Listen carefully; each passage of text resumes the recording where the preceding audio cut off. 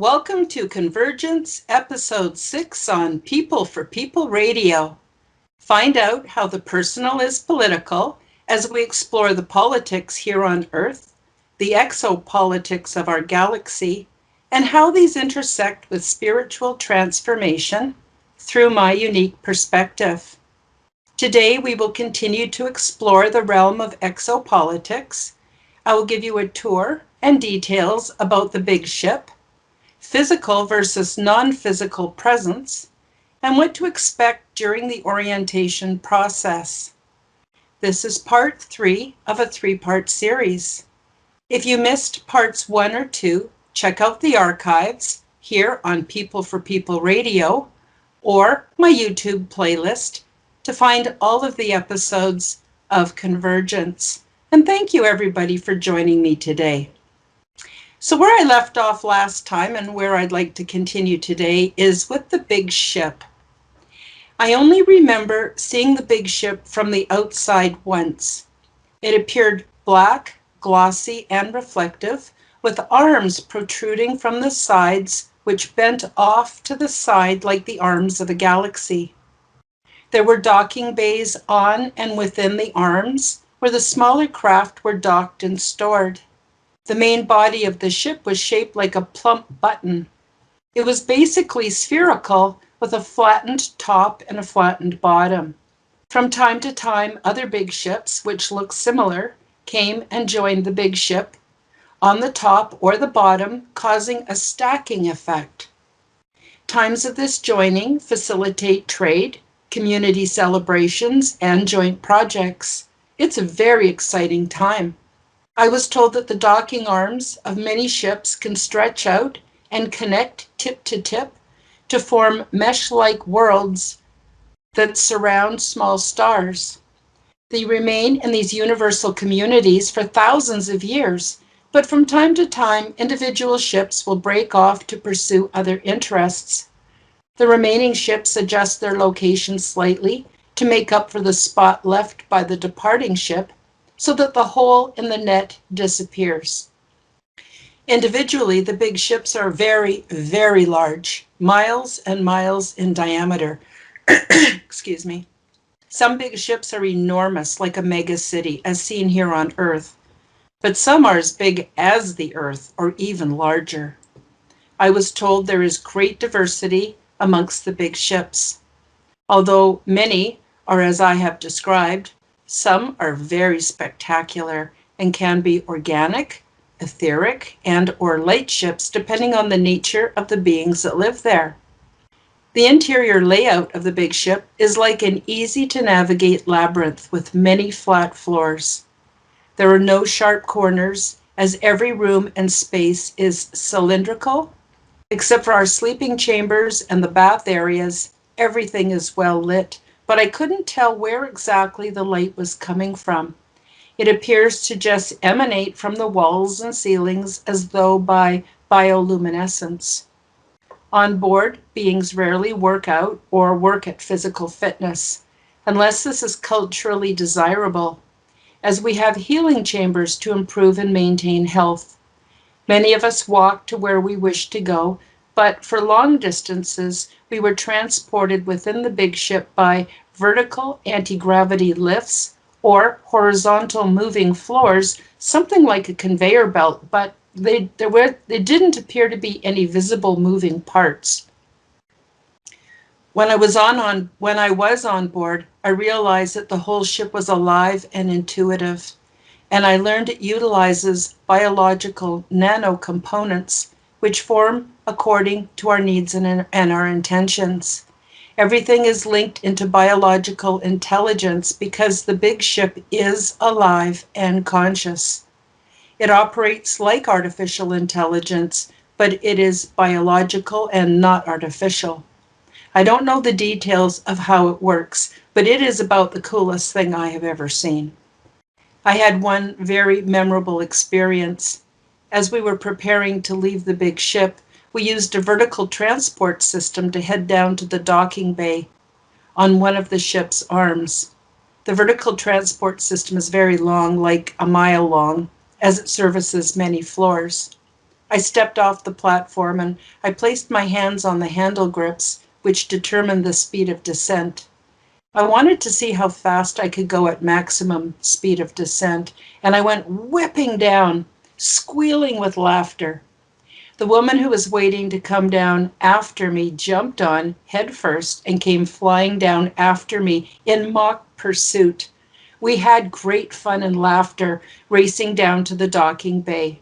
At the bottom, there's just this little poof of air, but no noticeable impact.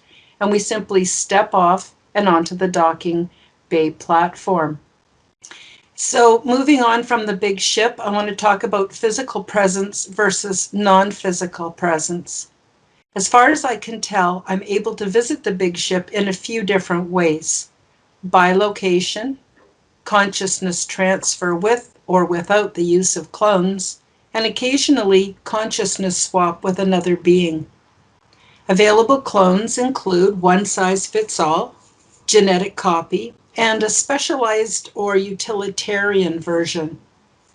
I have a healthy body, which is an exact but improved genetic copy of me on hold back on my home away from home, the big ship.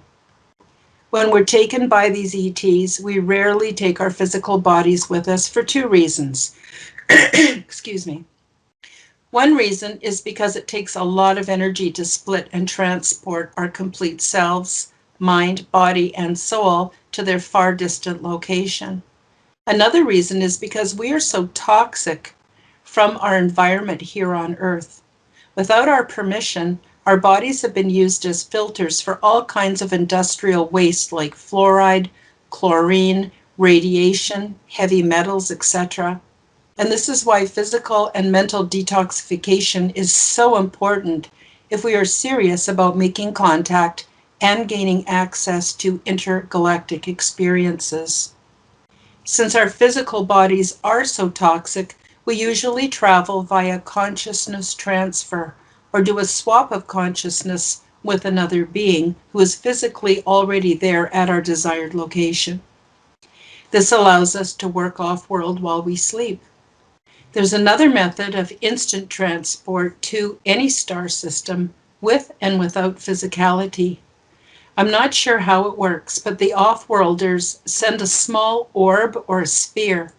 It appears physically in front of the transportee, and then when you open yourself up vibrationally to it, you dematerialize and are instantly transported to the desired location.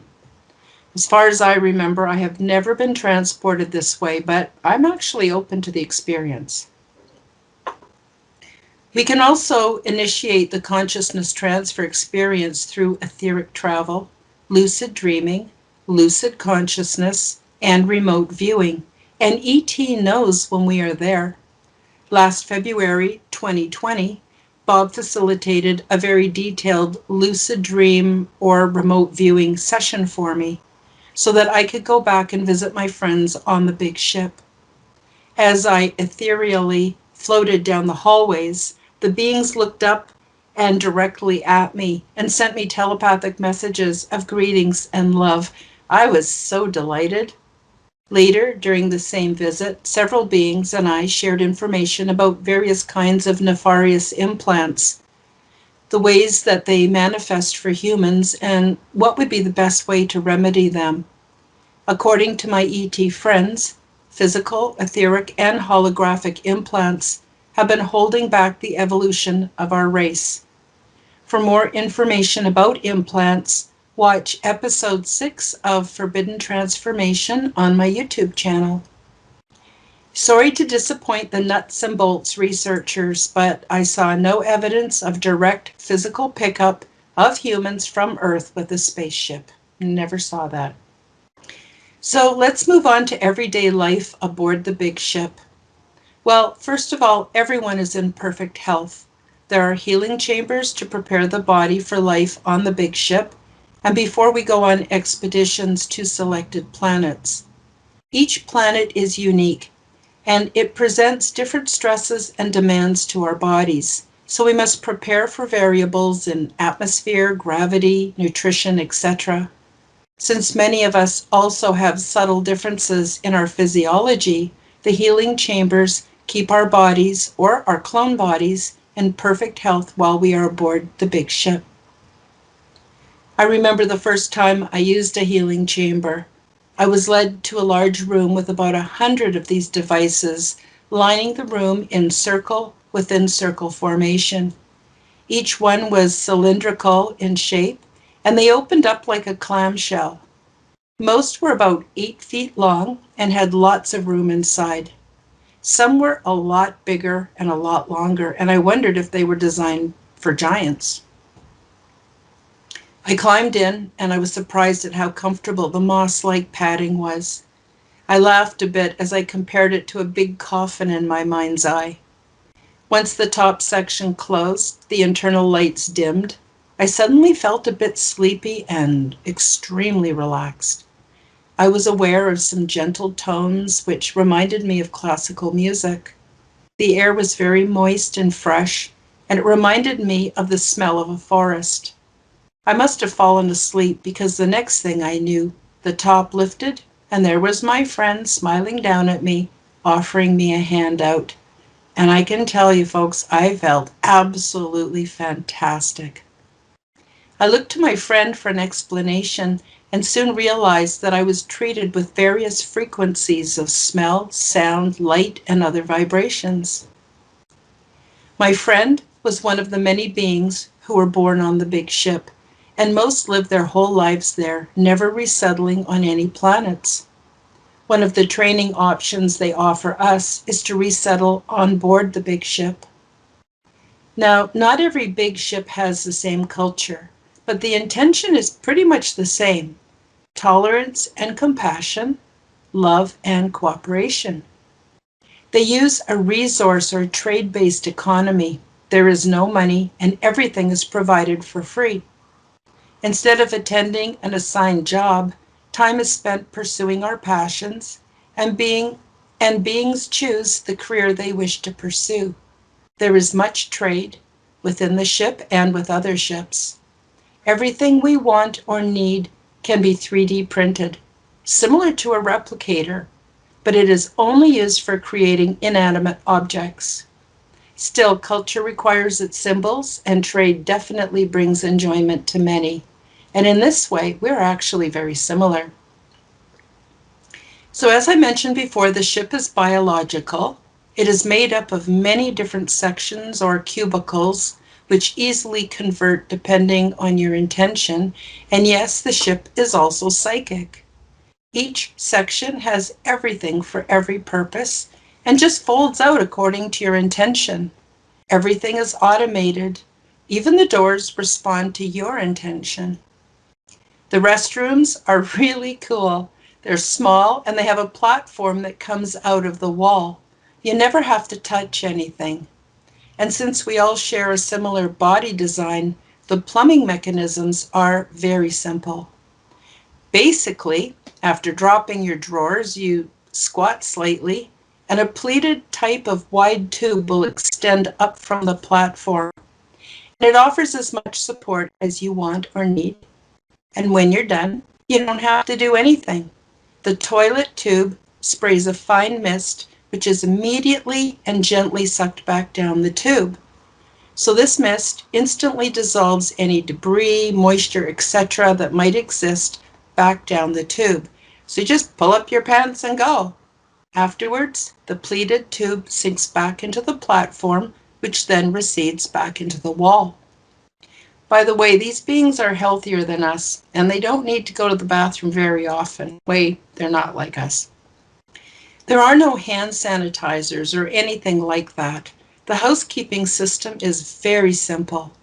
Every room emits a fine enzymatic mist-like substance that sanitizes, removes odors, etc., and is constantly sucked or vacuumed away by a silent, gentle air conditioning and filtration system. The mist is completely inert and it does not hurt the body or the health in any way. Everything, including our clothes, are constantly sanitized. All waste material from food scraps, restroom, or clothing, everything goes back into a recycling system where it's broken down into smaller elements by biological critters that I will call bugs. They are alive and they thrive in that environment. The resultant fluids are fed back into the 3D printing system, which operates, as I mentioned before, a little like a replicator. Food, however, is never replicated. It's not like a Star Trek experience, not really. There are some small similarities, but the reality is more advanced and certainly more eco-friendly. For an example of trade, as mentioned, the waste management system is biologic, and we did trade with another ship who had lost their organic waste management bug community. So we gave them some of ours to replenish their stock. Everything has a purpose, and almost everything is living. Moving on to our social life, the ET beings are very social. We get together to eat at low tables, seated on the floor or while we are reclining. Each table raises from the floor and it has both heat and chilling technology for food preparation. Food is completely fresh because it grows everywhere and in every department. We form a relationship with the living nourishment, and many people love to prepare cuisine in various ways to make it beautiful, entertaining, and delicious. And then there's the baths. The baths are also greatly enjoyed. The baths serve as a relaxed community interaction and also serve as nutrient and healing for our bodies. So I'm not sure what the fluid is. I don't know. I mean, I might know, but I don't remember. It's not water, but it's very similar to water and has a very soothing effect on all of our bodies. So when we go in the bath, we're all naked. They are not obsessed with body type.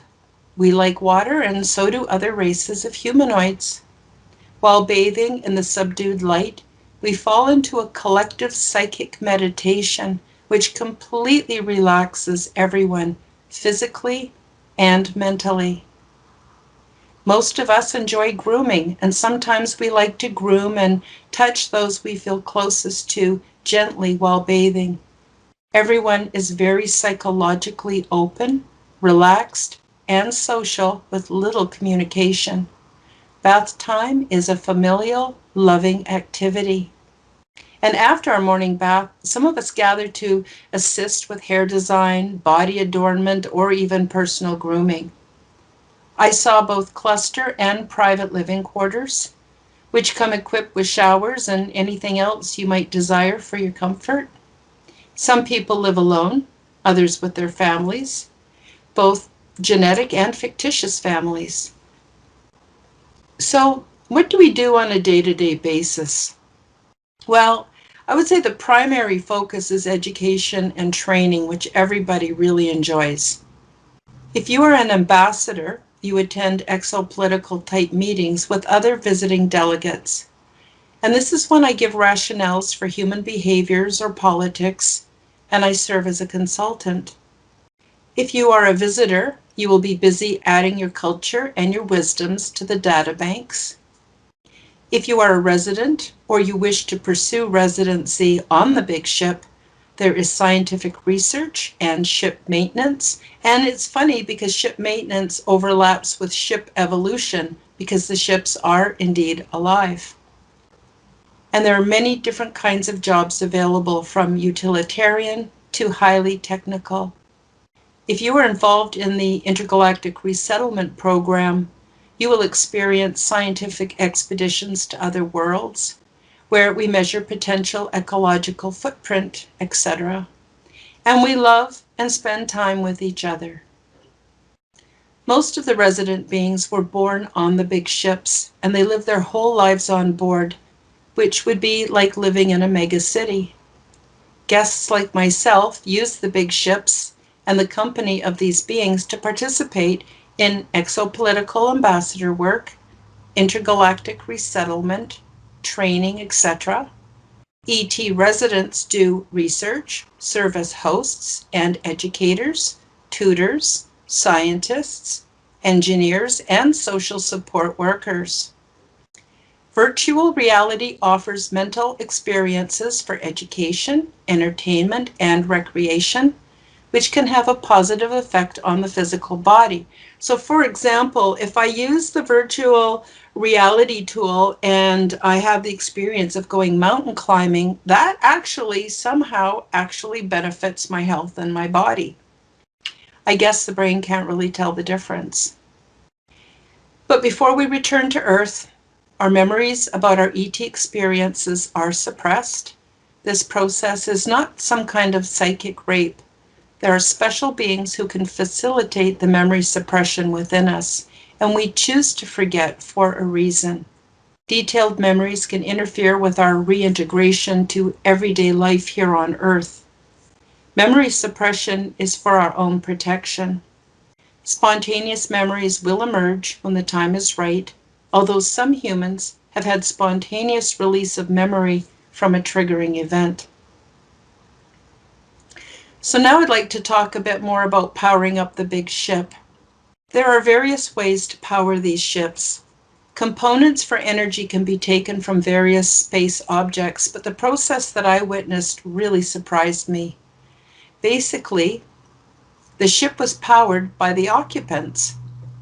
The big ships are energy efficient, but every once in a while, they need an energy boost.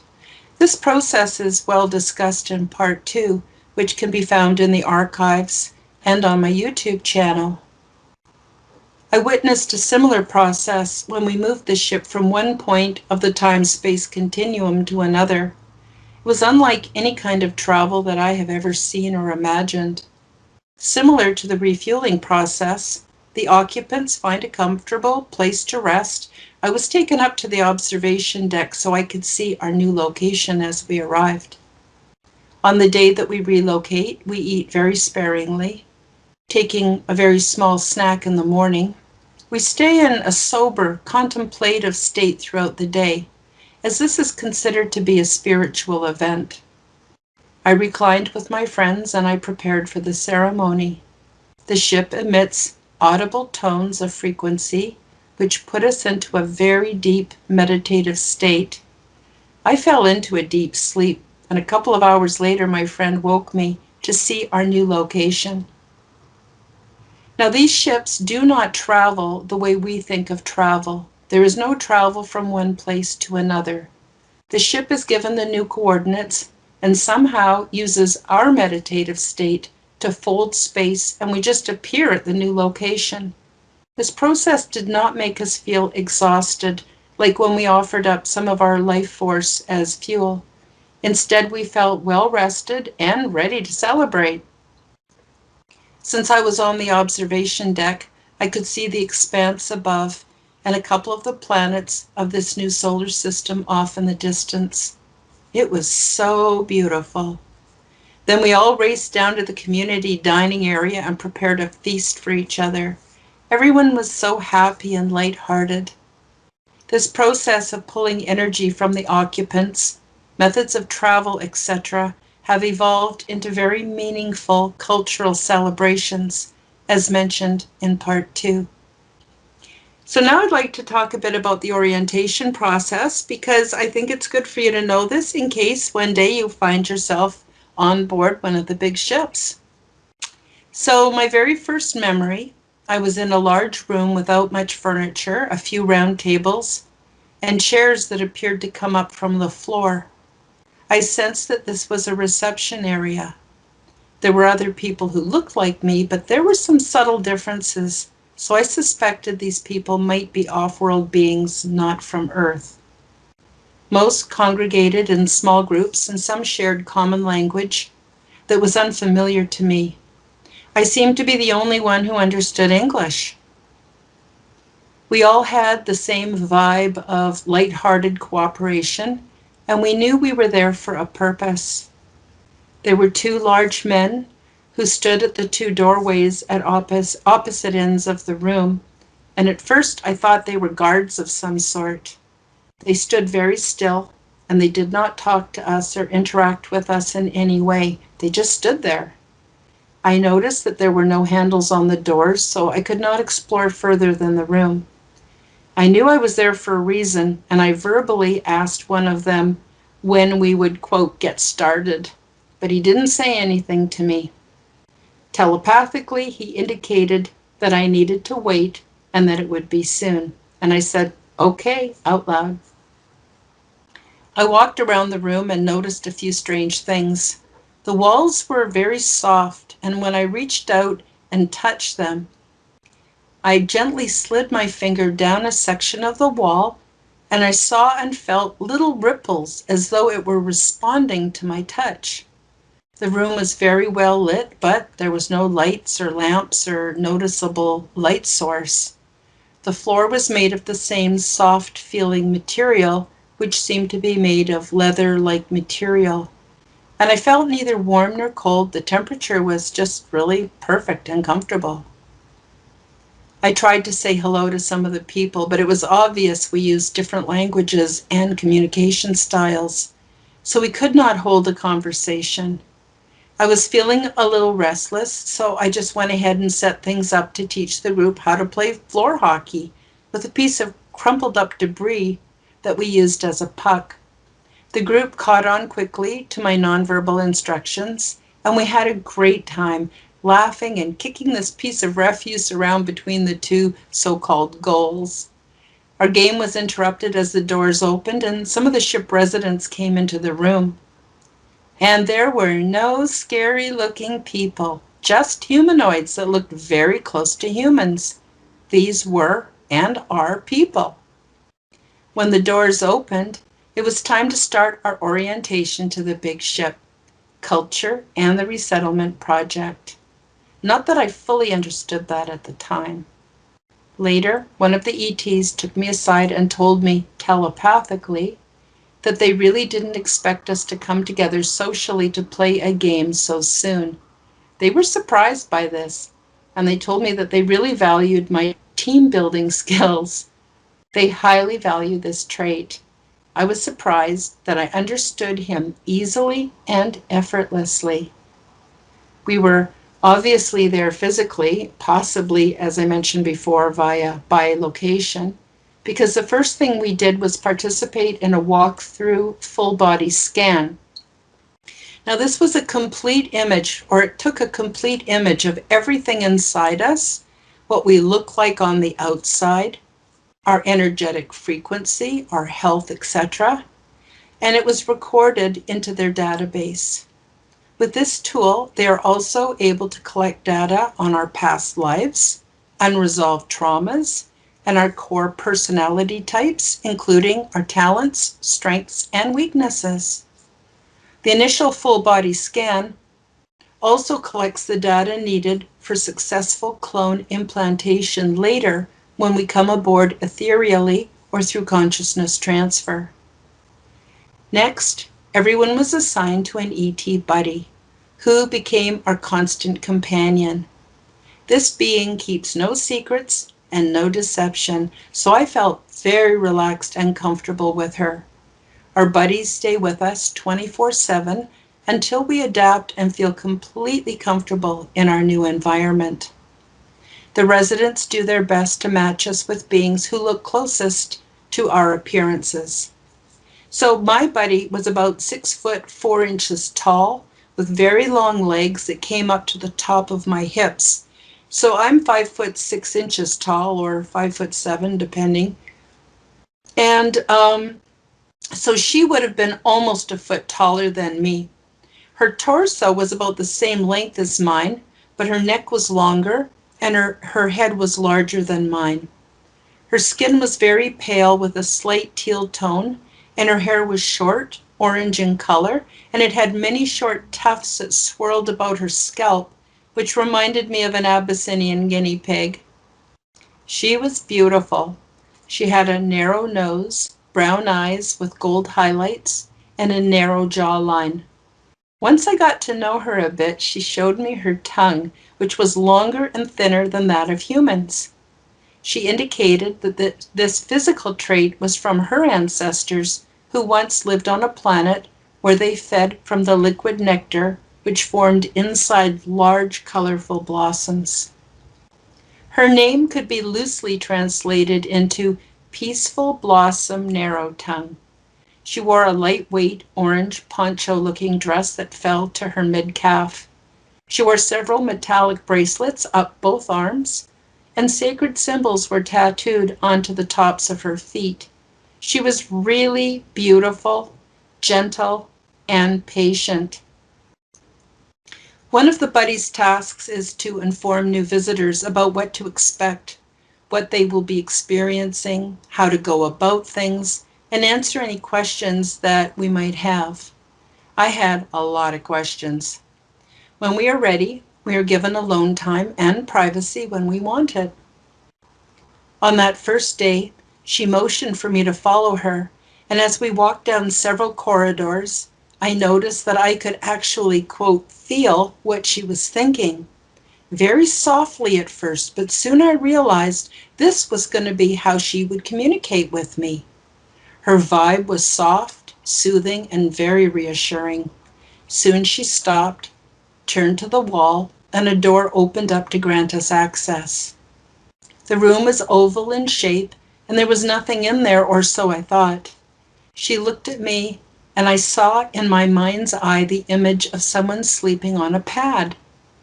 I imagined how I like to sleep, and she turned away from me, and then, out of the bottom of the wall slid a mattress-like object on a platform about the same shape and size of the image as I had beheld it in my mind's eye. She motioned for me to lay down and see how it felt. It was super comfortable, and she could tell from the way my body began to relax that it was just right. Next, she pointed to another blank wall, and something like an oval box came forth out of the wall. It had a few drawers that were empty. Later, I was to use this furniture to receive and store my 3D printables. So by this time, I had to pee. More evidence that I was there physically. My buddy knew right away, and with a big smile, revealed a doorway that led to the washroom. Now, details about the washrooms were shared previously in this Part 3 presentation, so I won't cover it again here. But she then demonstrated how to operate the shower, the lighting, the water dispenser, and the shelving unit. Then we left my room, but before going anywhere, she indicated that I should mark the door so that I would remember where it was located on that floor. Now, to locate my room, I could normally use my tablet, but I didn't know how to use it at this point. I imagined a bunch of roses, and the image appeared out of nothing on my door. So besides our buddies, we were given orientation information, which we accessed with tablets. These are very similar to what we use here on Earth, except these look like thin, clear resin rectangles without any buttons or ports. They project flat on the screen or as a holographic image above the screen. All data is stored on a cloud-like system, which is actually the consciousness of the big ship. We have access to all knowledge from this cloud as well. We also use these tablets later on to navigate the interior of the big ship and for education on upcoming work opportunities, entertainment, and while down on the planets. We were educated through virtual reality and also the use of these tablets. As I mentioned before, we communicate via telepathy, so emotions, feelings, mental images, and gestures. Sometimes we use communication implants until we've mastered the skills of telepathic communication and psychic shielding. I chose not to use the implant because I wanted to practice my new skill without, quote, training wheels. I figured I would learn faster without it. So orientation includes the use of the healing chambers, which heal our physical bodies, etheric, energetic bodies, etc., allow us to detoxify and become physically comfortable in the ship's environment. Healing chambers can also be used to prepare us for the unique qualities needed for the upcoming planet that we may be working on. We become adapted this way to the new gravity, available foods, oxygen content of the atmosphere, etc. As mentioned earlier, they look like tanning beds, but they're bigger, and the process is in no way invasive, and it's very, very comfortable. Orientation ships do just that. They give us a first contact point, options for training, transport closer to destinations, exopolitical ambassador meetings, etc.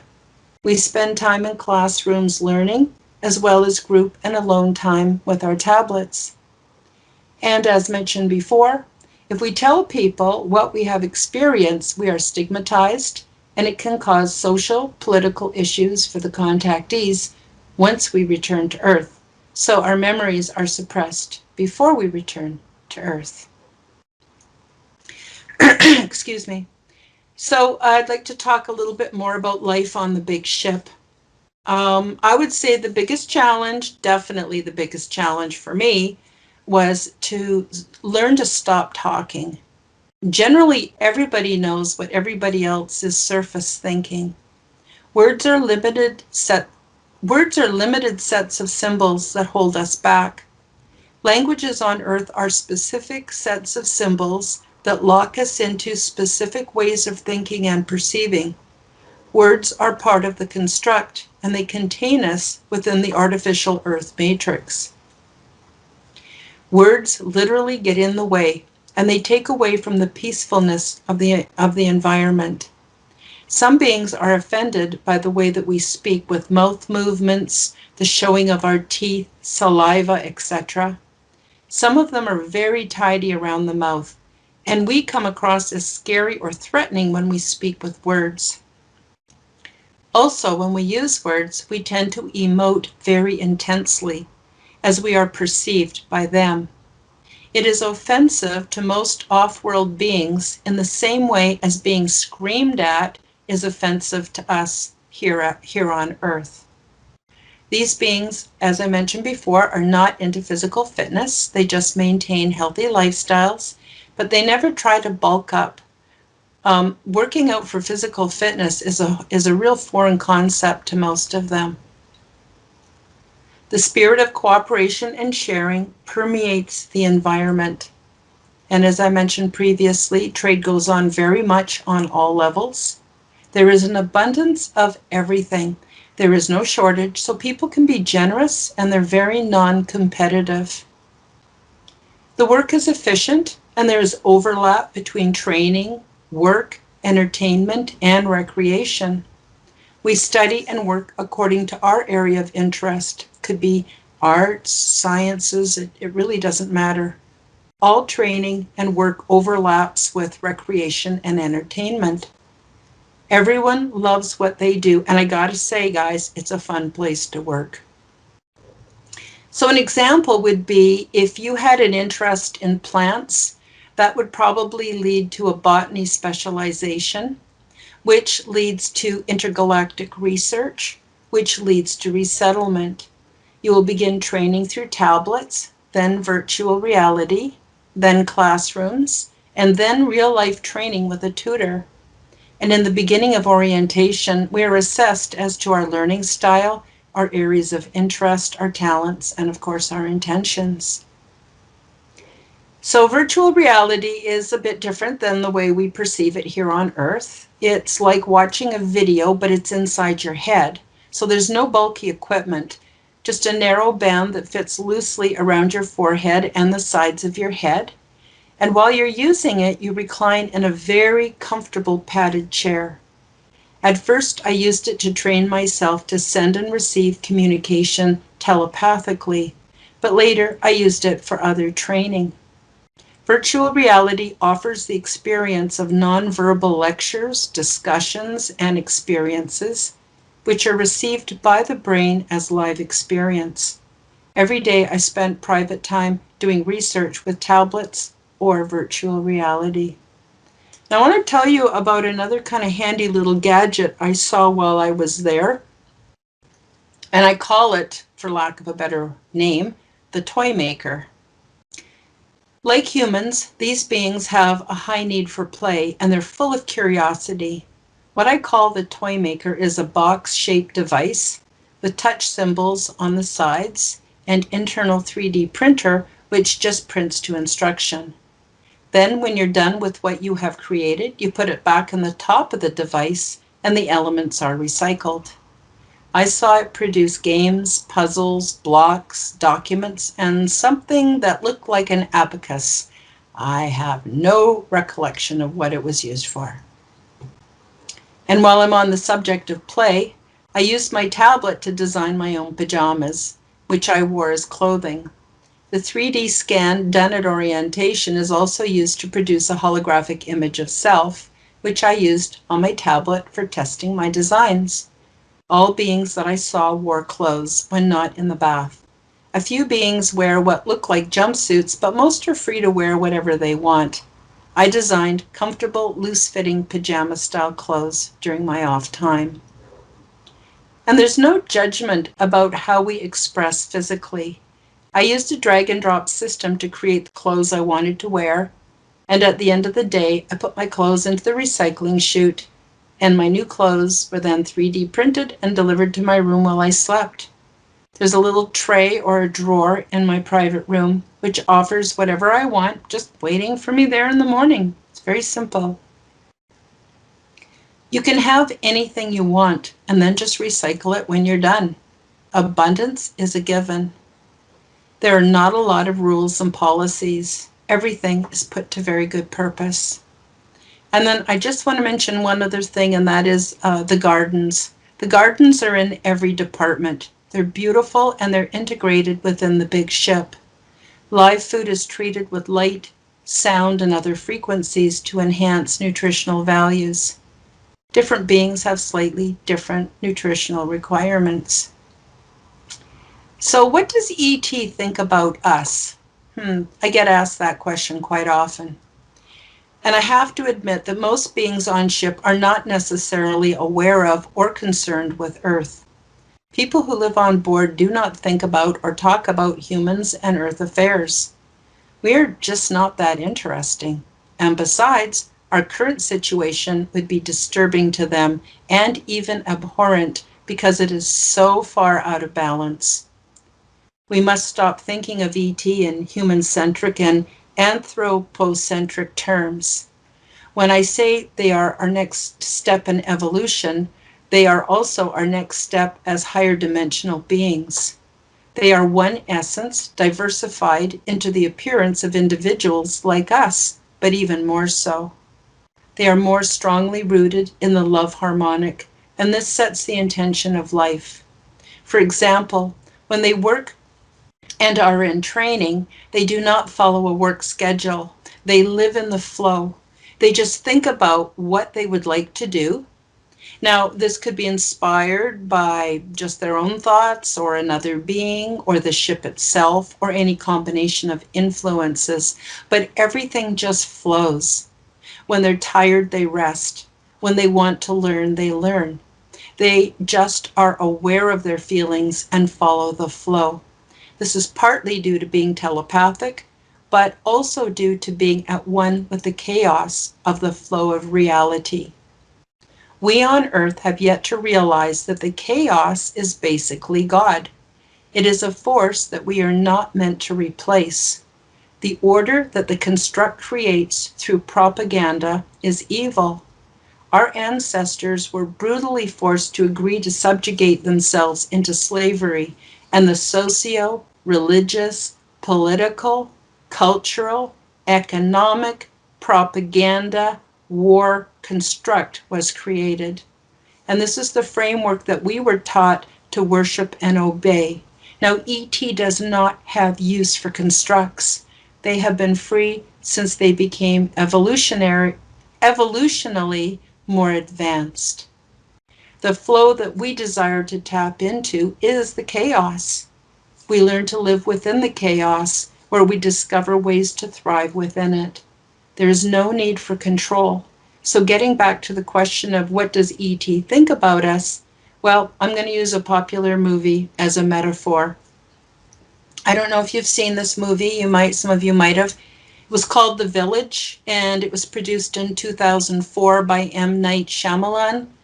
And I got to use it because it's an excellent metaphor for understanding our place among the intergalactic family. So in this story from the movie The Village, there is a constructed village with stories about a dangerous monster meant to keep people from straying outside of their village. Every once in a while, someone would put on a scary costume and frighten the hell out of the residents.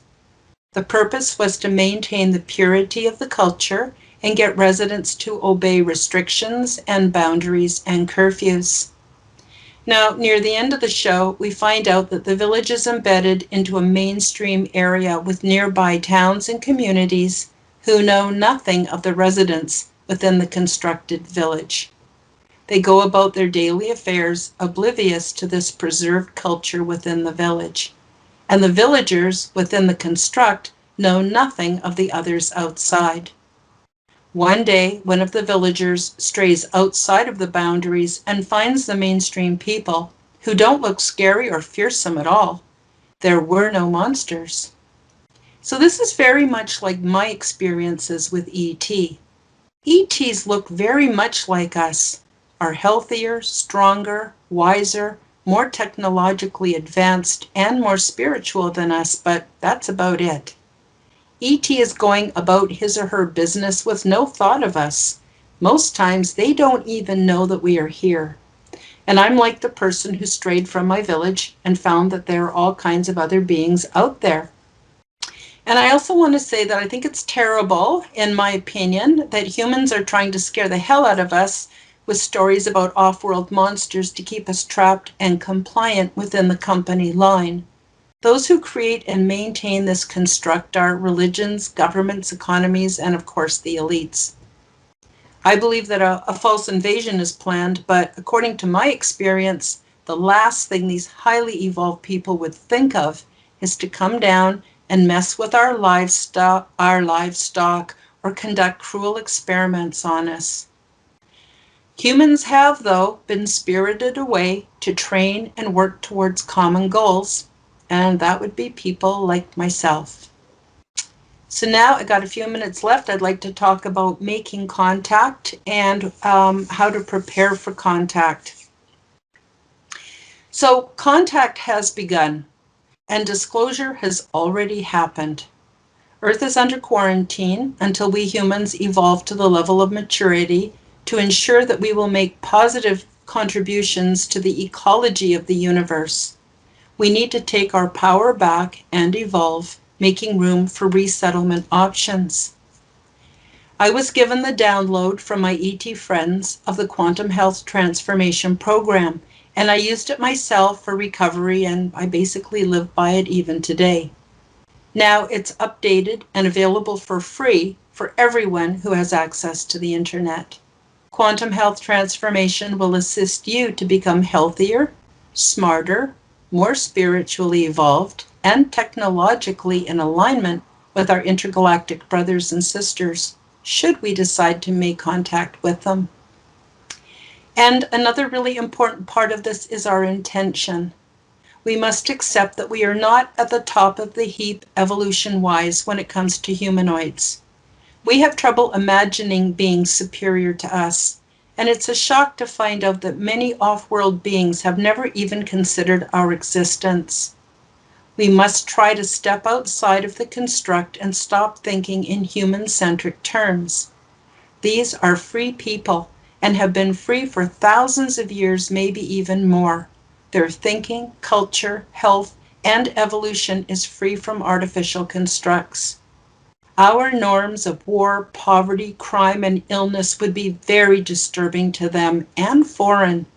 This is why they are not going to swoop in here and rescue us. We have to overcome the infection of our dysfunctional beliefs and thinking. We must evolve to the point where we can connect with them through universal consciousness. They are not religious, but they're very spiritual beings.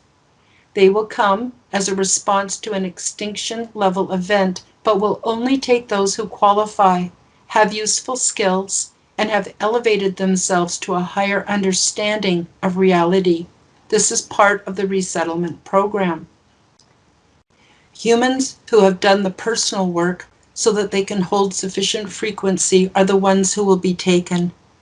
And as an act of mercy, they will also take their loved ones, which the qualified individual holds dear.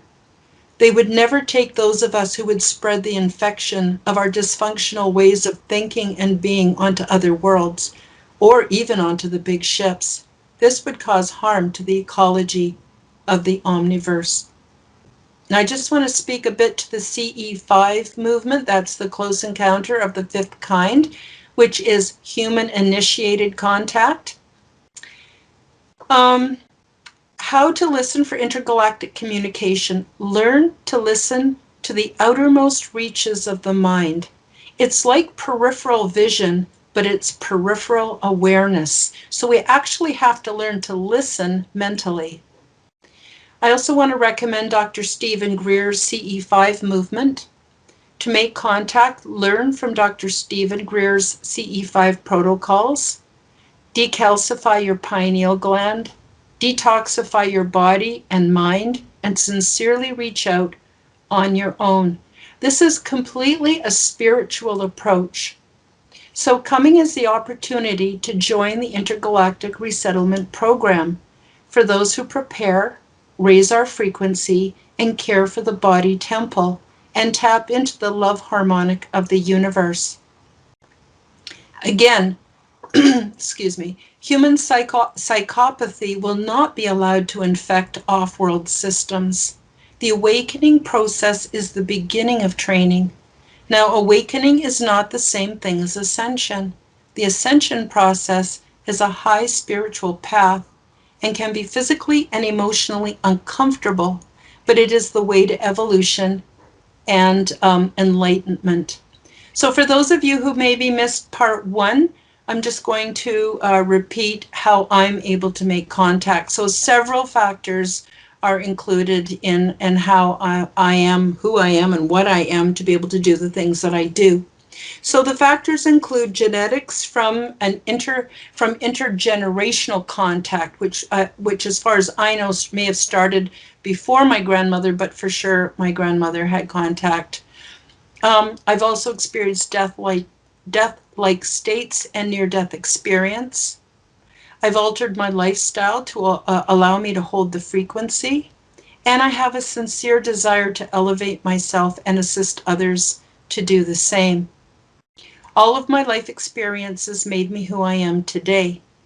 I knew through all of the suffering that I experienced in my life that I was being changed on a genetic and etheric level, and all this made me a very useful tool. Now I've been asked to share what I know with the world. I'm here to help those who are willing to make the changes necessary to participate in resettlement. We must initiate contact with a sincere desire and be willing to fix our lives and our intergenerational dysfunction and oppression, etc. As we prepare for contact, we are also cleaning up our own world. On a higher level of reality, universal issues are being dealt with here on Earth. Why cycle dysfunctional, immature souls through all of the planets when we can do this in the here and now on Earth and keep it contained? Further, there is a reason why universal consciousness is programmed in the love harmonic, because it works. Love isn't just a word or a meaning of itself. Love is an umbrella which includes kindness, mildness, joy, patience, self-control, faith, peace, goodness, etc. It creates harmonious community. It works. It is functional. And love has nothing to do with church or religion. If I do what is good only for me, it does not work out well. If I do what is good for others only, it does not work out well. But when I do what is good for myself and everyone else, this works. So we must get rid of dichotomous and separation thinking. We need to think freedom, creativity, and a life without limits. Now, next week, I'll talk more about the details for making contact. I'll also introduce you to the alien implant removal process and the quantum health transformation course materials. But this pretty much concludes part 3 of this 3-part series. Let me know if you have any questions about the Intergalactic Resettlement Program, and I'll do my best to answer them on the next show. You can email me at forbiddentransformation@gmail.com. Join me and bring your friends as we go live at 1 p.m. Mountain Time every Tuesday here on People for People Radio. And I want to give a special thank you to Gaz and Vanessa for hosting me on People for People Radio. And much love and light to you, the viewers. And thank you so much for sharing this time with me. Now, if you would like to enjoy more of my content, check out my website at www.karenholtonhealthcoach.com, where you will find an abundance of free resources to assist with energetic ascension into physical, mental, and spiritual paradise. When you visit my website, you're going to find the 9 steps to quantum health transformation. As I mentioned today in my presentation, this is a free, no strings attached, comprehensive online lifestyle course. It's over 20 videos and just packed with information that is going to help you improve your life. Then there's also the Quantum Guide Show. I am the host, and I conduct interviews with awakened masters. And I really encourage you to check out the show and let these people share their quantum work with you. And then on my YouTube channel, I have the Fringe View, which is science fiction becomes science fact as you learn about my real life, paranormal, and extraterrestrial experiences from my various podcasts. Under the free resources tab of my website, you will also find oodles of videos. I have some that are just audio only. I have some that are visual, audio visual. And then I also, of course, have my serial podcasts there as well. So my website is kind of like one stop for everything. And if you would like to support my work, check out my online shop where you will find Zendome's Orgonite, my unique brand of orgone generators. They're ethically sourced, handmade, and double charged for maximum effect. What that means is that I have a couple friends that make them for me. So they're never made in a factory. They're not made in a sweatshop, nothing like that. They're completely ethically sourced. They're absolutely handmade. And then I also double charge them for maximum effect. If you want to learn more about my orgone generators, there's tons of videos available also on my website. So then there's comfort crystals. I have a limited collection of energetically infused semi-precious stones. Those of you who are attracted to crystals already, I don't need to speak further. If you haven't tried them, I really recommend them. I also offer lifestyle services, workshops, assessments, and one-on-one support coaching, and PDF downloads, which are printable, shareable copies of my lessons. So my website again is www.karenholtonhealthcoach.com. That's KarenHolton healthcoach.com. And then there's my YouTube channel at www.youtube.com/C/Karen Holton TV. And the last thing I want to say is I am also creating a backup channel on Odyssey. It's ODYSEE.com. And I'm in the process of having my nearly 200 videos synced to Odyssey. So please do come and visit me. I'll let you know when that site's up and running. And that's it for today. So I just wish you all much light and much love. And I'll see you next week. Bye for now.